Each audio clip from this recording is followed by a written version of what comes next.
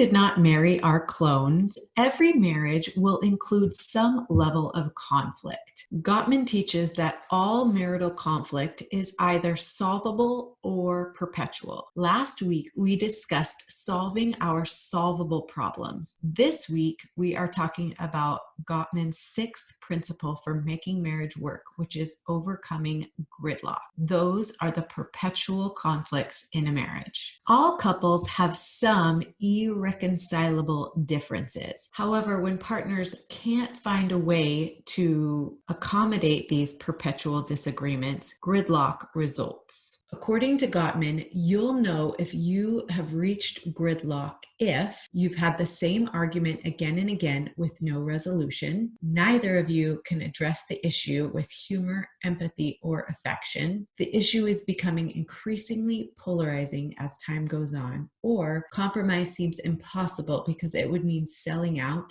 giving up something important at the core of your beliefs, values, or your sense of self. When you can become really good at Gottman's first 5 principles, sometimes gridlock can be avoided. Couples who are able to avoid gridlock treat their problems as if they were a pesky allergy or a bum knee. They know that these things won't go away, but they're able to deal with them and manage them and not allow them to overwhelm their lives together. Please remember that marital conflicts do not need to be solved to avoid gridlock. Neither of you has to give in or lose. You just need to be able to acknowledge and discuss the issues without hurting each other. Most of the time, perpetual conflicts in a marriage present themselves as disagreements over finances, sex, children, cleanliness, or even jealousy. The key to better understanding each other's positions in these conflicts is to become somewhat of a dream detective. And that means to get to the core of the desires, wishes, and dreams that these disagreements or positions stem from. In a happy marriage, neither spouse expects the other to give up these dreams, desires, or wishes, but they work together as a team to take into account these deep desires. They work together, making decisions with mutual respect and acknowledgement of each other's aspirations, desires, and dreams.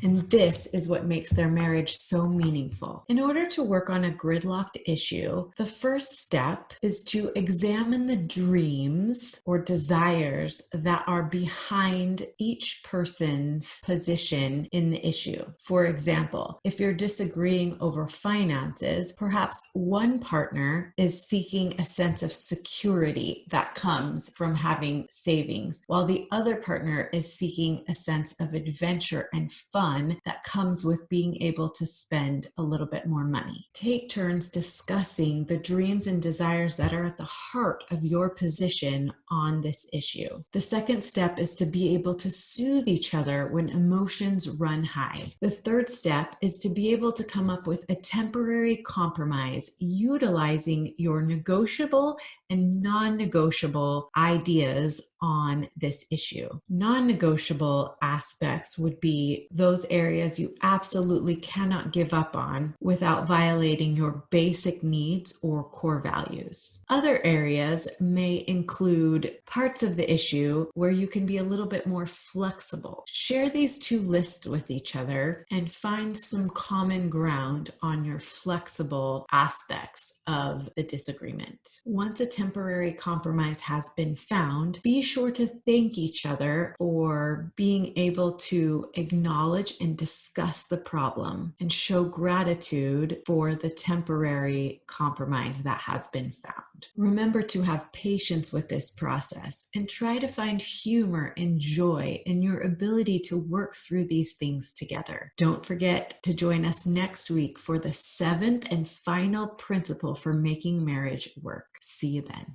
To learn more ways to deepen your intimacy and strengthen your relationship, make sure you watch this video next.